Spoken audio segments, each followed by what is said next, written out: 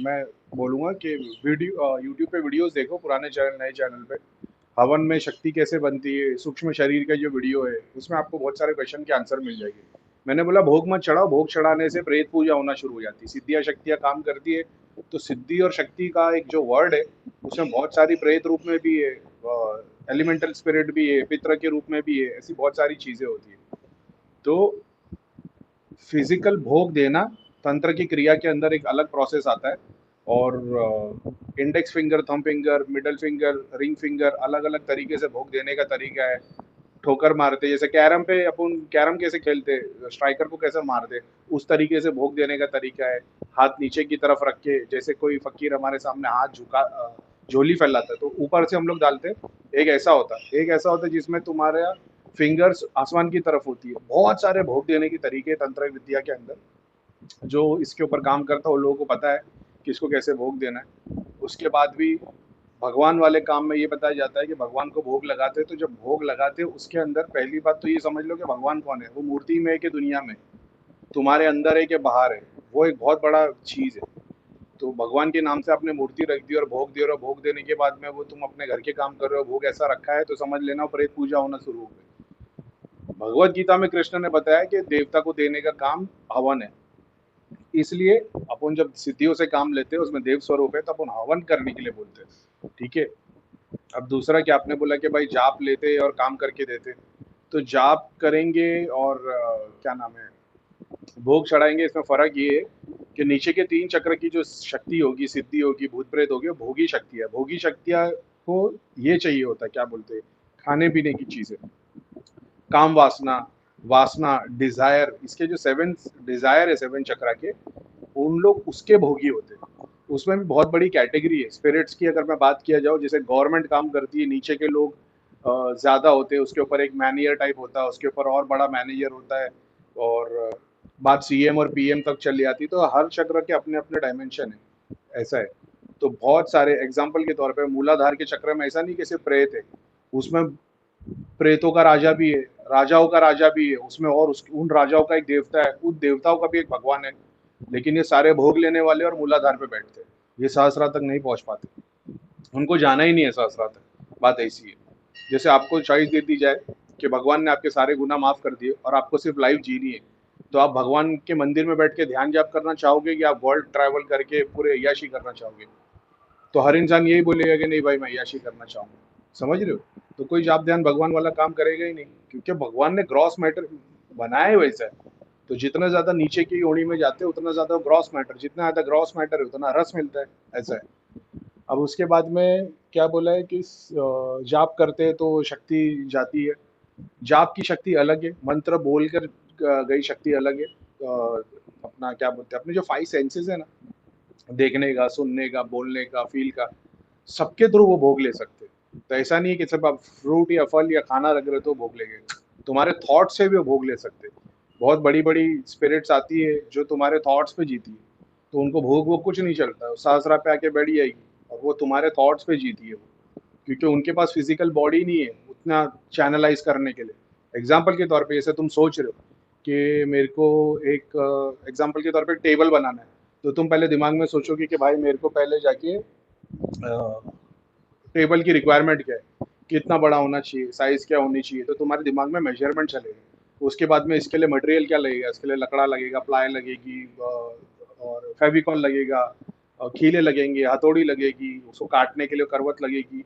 अभी तुम्हारे दिमाग में सेकंड चैप्टर मटेरियल क्या आ गया, जगह कहाँ से लूँगा, वहाँ पे जाऊँगा, वहाँ से प्राइस इतने पैसे में खरीदूंगा, हार्डवेयर की दुकान से हार्डवेयर का सामान, लकड़ी की दुकान से उसका सामान, और फिर बाद में उन सबको घर पे लेके आऊँगा, उसको इस तरीके से बनाऊँगा। ये जो तुम इतनी सारी प्रोसेसिंग कर रहे हो ना, बहुत बड़ी-बड़ी शक्तियाँ नहीं कर पाती है।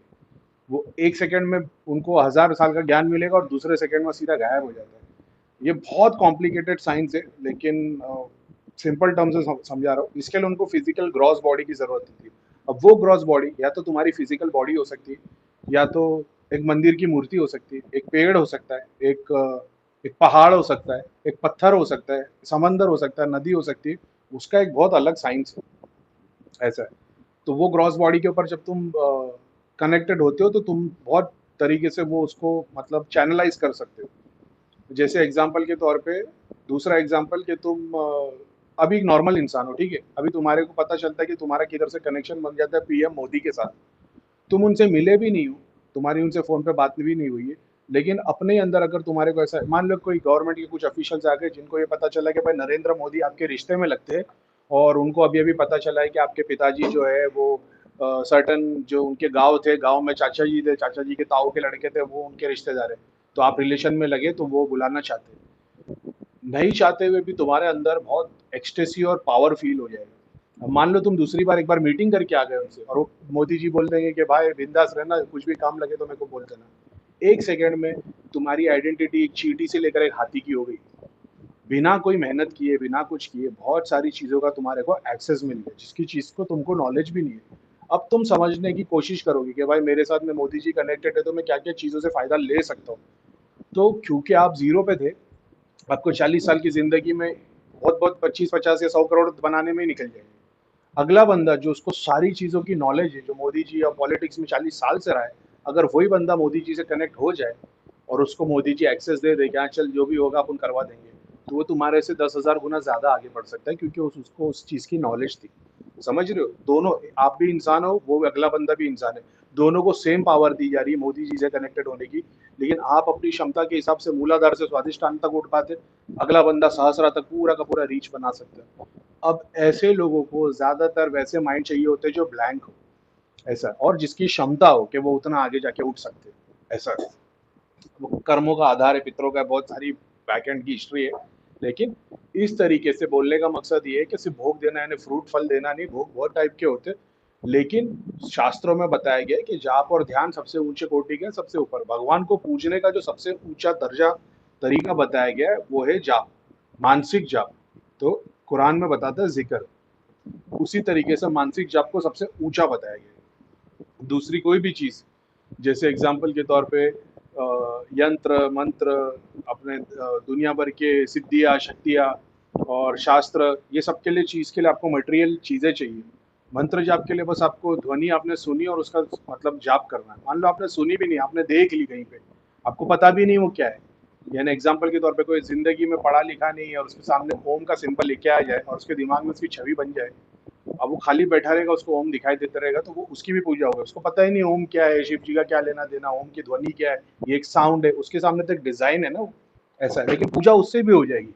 ऐसे बहुत सारे तरीके हैं। अब इतना सारी मैं चीज़ें क्यों बता रहा हूँ, तो मेरे बोलने का मकसद ये है कि भोग और इसका मतलब ये नहीं कि सिर्फ़ घर में फ़िज़िकल भोग चढ़ाने से प्रेत पूजा होती है। अगर आप फ़िज़िकल भोग ना भी चढ़ाओ, घर में आप रोज़ हवन कर रहे हो, लेकिन आप दिन भर खाली डिज़ायरफुल चीज़ों के बारे में सोच रहे हो, तो वो भोग तुम्हारे शरीर से वो लेना शुरू कर देंगे। लेकिन होगा क्या मालूम है?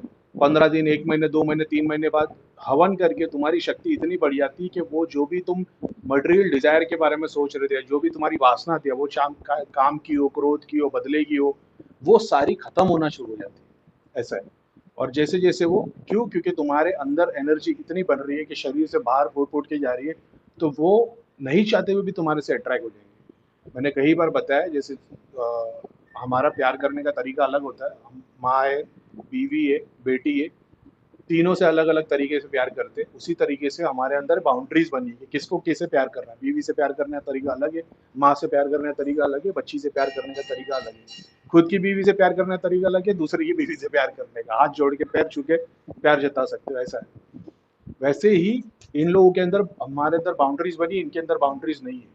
तो बहुत बार होता ये है कि जब तुम एक सर्टेन प्रोसेस को फ़ॉलो करते हो, शक्ति, एनर्जी, ऊर्जा इतनी बढ़ जाती है कि वो दूसरों के सूक्ष्म शरीर, जैसे मैं वीडियो बनाता हूँ, मेरे से लोग मिलते हैं, तो उनका जो सूक्ष्म शरीर है, वो अपने आप मेरे से अट्रैक्टेड हो जाता है। तो मैं उससे कोई क्रिया नहीं कर रहा, बस उन लोगों ने इतनी लाइट ज़िंदगी में कभी देखी नहीं है, तो उनको वो चीज़ का एक्सपीरियंस होने लग जाता है। जब वो मेरे को जानने की कोशिश करते हो, देखते हैं मेरे पीछे हज़ारों शरीर खड़े हैं सूक्ष्म, व्हाइट लाइट वाले। क्यों? क्योंकि आप लोग, बहुत सारे लोग मेरे से जुड़े हुए हैं। ये एक बहुत बड़ा साइंस है। ये सारा कुछ आपको ध्यान में चीज़ें एक्सपीरियंस करते हो, समझते हो, सीखते हो, तो उसके आगे बढ़ते हो। आपके दिमाग में अगर ये कि फिज़िकल भोग मंदिर में रख रहा हो, तो वो भी एक गिव एंड टेक रिलेशनशिप है, और हवन कर रहा हूँ, तो भी गिव एंड टेक रिलेशनशिप है, और जाप कर रहा हूँ, तो फिर तीनों में फ़र्क क्या है? ये वैसा फ़र्क है जैसे एग्ज़ाम्पल के तौर पे आप अपनी वाइफ़ के साथ में सो रहे हो या बाहर वाली के साथ में सो रहे हो या तो कोई प्रोस्टिट्यूट के साथ में सो रहे हो। तीनों के साथ आप सो ही रहे हो, लेकिन धर्म क्या बताता है? धर्म ये बताता है कि तुम तुम्हारी वाइफ के साथ में ही रिलेशन शेयर कर सकते हो, गैर औरत के साथ में नहीं। अब तुम धर्म के परे जाना चाहते हो कि नहीं भाई मैं धर्म को मारता नहीं, तो तुम वो दोनों काम कर सकते हो। तो दोनों काम करने पे कॉन्सिक्वेंसेस क्या आ रहे हैं, ऐसा है, वो भी एक कैरेक्टर आता है। ऐसा नहीं है कि भाई दूसरे की औरत के साथ में या प्रोस्टिट्यूट के साथ में सो गया तो पाप कर दिया। वो पाप का रीजन क्या था? तुमने अपने डिजायर के लिए किया कि तुम्हारे को किसी ने गन पॉइंट पे रखा कि जब तक इसके साथ सोएगा नहीं मैं 10 लोगों को गोली मार दूंगा। ऐसी बहुत सारी चीजें हैं, समझ रहे हो? उसी तरीके से अगर आप सोच लोगे कि भाई नहीं ये तीनों एक ही टाइप की चीज है, आनंद तो तुमको मतलब खाना खाने से भी आता है, चॉकलेट खाने से भी आता है। सदा आनंद चाहिए तो जहर पी जाओ, एक ही सेकंड में दर्द होगा फिर सदा मुक्ति मिल जाएगी। इसका मतलब ये नहीं ना कि हम जहर खाएंगे, समझ रहे हो? तो ऐसे बहुत सारे उसको इतना जनरलाइज कर देना कि तीनों भोग के तरीके। दूसरा, भगवान जब बताते हैं कि तुम सिद्धियों से मदद लेते हो रिटर्न में उसको कुछ नहीं देते हो तो तुम चोर हो, सिर्फ ये चीज के ऊपर मैं हवन को कंसिडर करता हूँ। और फिर हवन की मैंने बहुत पढ़ाई की है कि कैसे होता है, मैं रिचुअल्स में नहीं जाता, मैंने देखा है कहाँ ज़रूरी है। तो मैंने इस्लाम में, क्रिश्चियनिटी में, जूइज़्म में, हिब्रू में, इजिप्शियन कल्चर में मैंने पीडीएफ भी बना के रखा है कि कहाँ-कहाँ पे बखूर, हवन, इंसेंस बर्निंग के बारे में बताया गया है। तो मैंने देखा ये सालों से लिटरेचर चला आ रहा है और इसको फॉलो करने वाले लोग मतलब जो भगवान वाले थे और पावर वाले थे, उन लोग सब इसको फॉलो करते थे। तो मैंने इसके लिए उसको बहुत स्ट्रॉन्ग कंसिडरेशन में रखा और मेरी शुरुआत भी वहीं से हुई थी धाम से। तो मैं जब धाम में गया था, धाम में हवन होता था। उस धाम मेरे जाने से पहले वहाँ पे भैया नींबू काटते थे और उधर हवन नहीं होता था। जब मैंने गया तब उस टाइम पे हवन होना मतलब मेरे शायद आने से 2 4 6 महीने पहले हवन चालू हो गया था, ऐसा है। तो खैर ठीक है। तो इतनी सारी बातें, इतना सिंपल नहीं है कि भोग चढ़ा दिया तो फिर, और सबके विधि विधान अलग है, देवता को पूजने का काम अलग है, पितरों को पूजने का काम अलग है, प्रेत को पूजने का काम अलग है। जब वो तुम पुराण पढ़ोगे तो तुमको समझ में आएगा कि क्यों बताई गई है, भोग कब चढ़ाना है कब नहीं चढ़ाना है, दिया कब जलाना है कब नहीं जलाना है, हवन कब करना है, मियाँ बीवी को, हस्बैंड वाइफ को साथ में बैठ के कब करना है, अकेले बैठ के कब करना है, रात में कब करने के लिए बताया गया, दिन में क्या, इसका बहुत सारा साइंस है। उसके बावजूद सारी दुनिया एक तरफ, भगवान बोलता है मेरे को सरेंडर करके मेरे को पूछ लो, तुमको सारे रिचुअल्स करने की जरूरत नहीं। कुरान में भी यही है, भगवत गीता में भी यही है, तो मेरा वो बिलीफ उसमें बढ़ने चले जाता है।